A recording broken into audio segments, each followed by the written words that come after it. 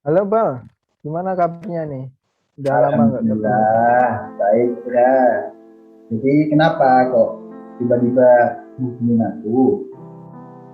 Ini ada unek-unek dikit.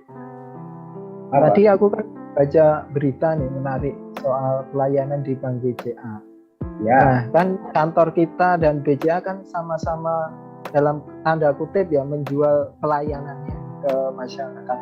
Hmm. Nah, aku jadi tertarik nih mau membandingkan kondisi di kantor dengan kondisi di Bank BCA ini. Nah, kita Eh, kan berada di KPP yang sama ya, Pak. Nah, ya. bagaimana ini menurut Iqbal Hmm, kondisi di kantor kita itu dibandingkan dengan kantor lain, termasuk BCA tadi?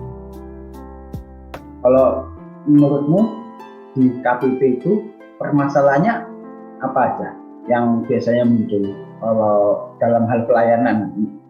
Misal kita mau Oh, lihat BCA kan kita harus tahu permasalahannya di kita apa gitu. nah, kalau permasalahan yang utama mungkin soal aplikasi ya, aplikasi buat online untuk pelayanan sama kecakapan petugasnya mungkin. Maksudnya gimana kalau yang aplikasi ini? Kan aplikasi kita pelayanan banyak yang online ya Ya, selama pandemi ini. oke. Nah, tapi aplikasinya itu kan sering inklas, tahu sendiri saya. Ya, terus gimana? Terus ya gimana ya, kalau melihat kondisi tersebut jika dibandingkan dengan pelayanan di kantor-kantor Eh, termasuk swasta ya, tadi Bang BCA contohnya. Kalau lihat apa ya? Kalau lihat profilnya Bank BCA sih, Mm-hmm. kayaknya sih emang secara apa ya? Secara kasat mata kita bisa menunjukkan kalau BCA itu salah satu bank yang punya pelayanan bagus di Indonesia.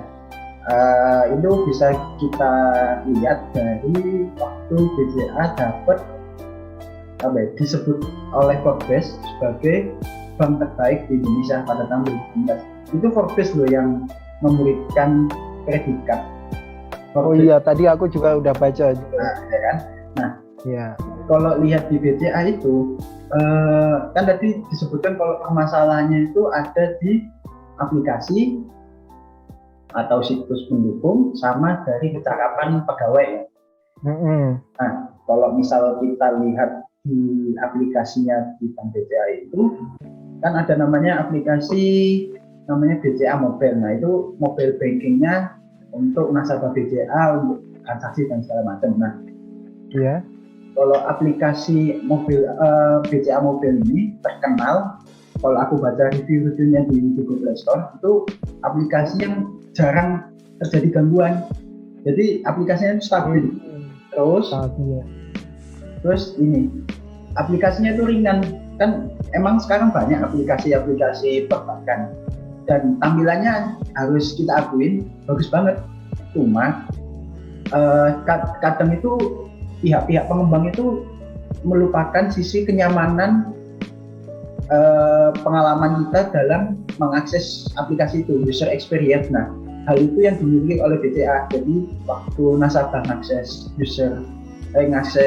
mobile bankingnya BCA, nasabah itu tidak merasa kesulitan karena tampilnya sederhana, otomatis nasabah dari berbagai rentang umum itu bisa mengakses dengan mudah. Itu yang pertama. Iya. Kalau kita bandingkan sama punya DJP, mungkin ya emang kalau Nah, itu gimana, kalau Bang? aplikasi sih nggak banyak. Mungkin yang terbaru kan M-Pajak, cuman kalau kayak situs kan Ya. ya kita tahu sendiri lah, terkadang terjadi gangguan meskipun bukan jam-jam rame atau waktu-waktu yang rame. Itu sih yang pertama. Gak, Terus gak ini terkadang juga sih, Bang. Lumayan. ya, ya. Terus ini kalau untuk yang kita kapan ini poin menarik. Beberapa waktu yang lalu itu sempat ramai di internet kan. Jadi Ya. Soal apa tuh, Bang? jadi soal ini satpam dari BCA itu sendiri. Oh, Kalau kayaknya pernah denger juga nih. nah, Jadi persoalan Satpam BCA ini menjadi viral karena ada video YouTube dari salah satu channel, kemudian ada artikel, dan ada user Twitter, ada pengguna Twitter yang membuat utas di Twitternya. Intinya itu bilang bahwa Satpam BCA itu merupakan satpam yang paling bagus di antara bank yang lain. Kenapa? Karena Satpam BCA ini terkenal sama keramahannya. Kadang itu kalau kita ke bank lain, aku nggak nyebut banknya ya, maksudku ada beberapa bank yang satpamnya itu terlalu ketus ya dan sebagainya. Kemudian Satpam BCA itu entah kita nasabah yang prioritas atau yang bukan prioritas, itu perlakuannya tetap sama gitu loh. Jadi ya mau kita yang prioritas kan otomatis yang lebih uang lebih itu tetap sama perlakuannya. Nah, selain keramahan itu, kecakapan satpam itu tutup BA dapat diacungi jempol karena biasanya kan kalau satpam kata-kata kan hanya untuk penjagaan tunggal, penjagaan di gedung-gedung. Fungsi utamanya ya. Iya, pengamanan. Kalau di BCA itu satpam itu jadi garda utama, jadi garda terdepan. Jadi waktu nasabah masuk itu kan pertama kali ketemu satpam, nggak langsung teller atau customer service. Nah, dari satpam itulah nanti yang akan mengarahkan nasabah untuk selanjutnya dilayani oleh teller atau customer service. Nah, yang bisa kita contoh yaitu bahkan dari satpam segi security atau satpamnya pun menjadi garda terdepan dalam pelayanan. Jadi intinya bagaimana nasabah atau pelanggan atau wajib pajak kalau di CJP bisa nyaman gitu loh waktu kita masuk kantor atau masuk gedung layanan. Dari sisi pelanggan itu tidak berasa terintimidasi dan kebingungan. Paham nggak nih maksudku? Iya, paham. Itu baru dari satpamnya doang ya udah. Iya. Perlakuan pelayanan yang prima. Iya.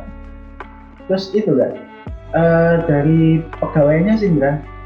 Kamu mungkin bisa menyimpulkan sih, Indra. Kalau dari pegawainya gimana?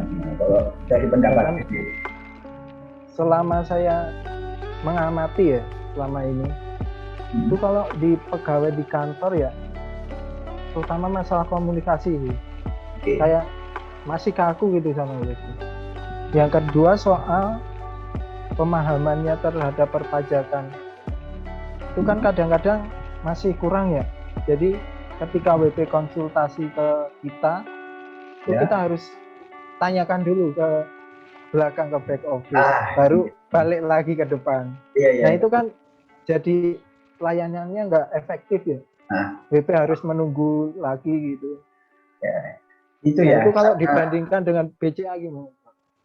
Ya kalau kita lihat di bank BCA ya sebagai nasabah sih kalau kita masuk teller atau customer service itu sigap semua. Jadi mungkin kalau misalnya nasabah customer service atau teller itu ke belakang itu lebih ke misal ada berkas yang harus difotokopi di belakang atau mengambil sesuatu, lebih ke arah itu aja sih. Kalau untuk bertanya-tanya, aku sendiri jarang banget menemukan yang seperti itu. Jadi ya memang sih kecakapan itu penting. Soalnya kan kita sebagai front officer, sebagai frontliners itu kan wajah dari KPP, wajah dari aksi gitu kan, benar kan? Sebagai ujung tombak lah. Nah, seperti itu kan. Ya, soalnya kan pendapatan negara itu ya ditentukan oleh kita itu kan. Semua emang semua punya porsinya, cuman kan yang dihadapin oleh wajib pajak itu kan yang frontlinersnya, yang kita ini yang di depan gitu. Tapi gini, Indra, kalau kita kan dari tadi bicara teori, terus kita kan bisa ngomong langsung membandingkannya. Tapi menurutmu apa sih hambatan-hambatan misal DJP atau KPP ingin menerapkan hal-hal positif yang sudah dihasilkan oleh Bank BCA itu? Menurutmu gimana? Kalau hambatan sih yang utama kan menurut saya ya Bang, ini dari background aja udah beda kan. Yang satu dari swasta yang profit oriented, yang di kita kan dari pemerintah yang orientasi utamanya itu ya pelayanan. Oke, menarik. Jadi BCA itu kan untuk mendapatkan pelanggan buat meraih profit kan alat utamanya adalah pelayanannya harus ditingkatkan, harus optimal gitu. Iya sih. Nah, kalau di KPP kan tidak ada urusan itu. Iya sih. Tidak ada urusan untuk mencari profit. Jadi ya gimana ya? Iya sih. Aku paham sih. Paham. Mungkin kalau di kita kan mungkin tetap dari tiap pegawai kan ada namanya indikator kerja utama ya. Nah, itu kan penilaian atas kinerja kita, indikator bagaimana kinerja kita di kantor atau kinerja suatu instansi. Cuman kan apa ya? Kalau kita lihat instansi-instansi lain, sejelek-jeleknya instansi pemerintah, sejelek-jeleknya pelayanan itu, ya masyarakat kan pasti datang ke kantor pajak gitu ya, atau ke kantor-kantor lain. Nah, mungkin itu ya yang menjadi perbedaan antara swasta sama pemerintah. Kalau swasta sekali pelayanan jelek, udah tamat riwayatnya kan. Dapat pelanggan. Iya. Kalau pemerintah ya itu karena kita instansi pemerintah mau jelek mau bagus, orang pasti bakal ke situ. Nah, itu sih mungkin pola pikir yang apa ya? Menghambat berkembang ya. Iya, sulit berkembang. Lingkungan kerja. Kasarnya lah yang butuh itu kalau di pemerintah ya, bisa dibilang yang butuh itu kan masyarakat ya, buat kepengurusan layanan publik lah. Kan harus ke kantor buat ngurus itu. Kan kalau di swasta enggak, yang butuh perusahaannya buat meraih profit tadi. Iya sih. Padahal kan harusnya apa ya, entah itu swasta, entah itu pemerintah, kan tetap pada dasarnya kan pelanggan adalah raja ya. Iya. Iya sih. Ya memang itu sih lah, pola pikir agak sulit. Tapi ya kalau kita lihat di DJP sendiri, sekarang kan sudah berkembang jauh, nggak kayak dulu ya. Kita apa ya, sudah bisa menganggap DJP ini sudah lebih baik, bahkan sudah bisa mendekati ke level swasta sih. Cuman ya emang masih banyak perbaikan. Terus menurutmu apa lagi? Salah satu nilainya kan pelayanan. Iya. Terus menurutmu apa lagi selain tadi pola pikir? Menurutmu apa lagi? Yang kedua mungkin soal ya Pak. Kita ini kan dari pemerintah ya, jadi terikat pada aturan. Oke, benar. Jadi terlalu kaku dalam kerjanya. Kan kalau swasta kan mungkin ada ya SOP-nya, tapi yang tadi itu sama ya kepuasan pelanggan. Ya, iya sih.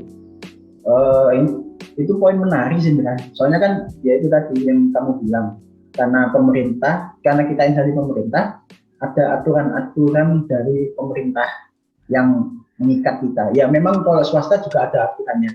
Cuman apa ya, lebih kesannya kita lebih banyak aturannya gitu ya. Karena sekarang kita berjalan menggunakan anggaran negara, otomatis aturannya harus lebih ketat gitu kan ya.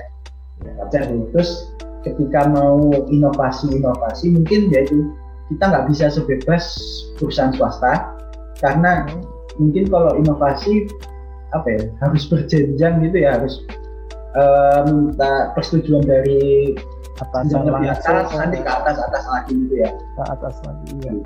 Kalau di swasta mungkin jenjang-jenjang itu mungkin lebih sedikit kalau kita bandingkan sama yang di instansi pemerintah, dalam hal ini DJP atau KPP. Menarik sih Indra, kok tuh dan kamu menanyakan hal-hal ini. Tiba-tiba kepikiran aja. Oke, udah gitu aja Indra. Apa ada yang mau ditanyakan lagi? Itu aja sih Bang. Oke. Ya lagi ya. Oke, udah ya kalau gitu Indra. Selamat melanjutkan kegiatan Indra. Oke, siap. Selamat melanjutkan kegiatan juga. Oke. Makasih ya Bang.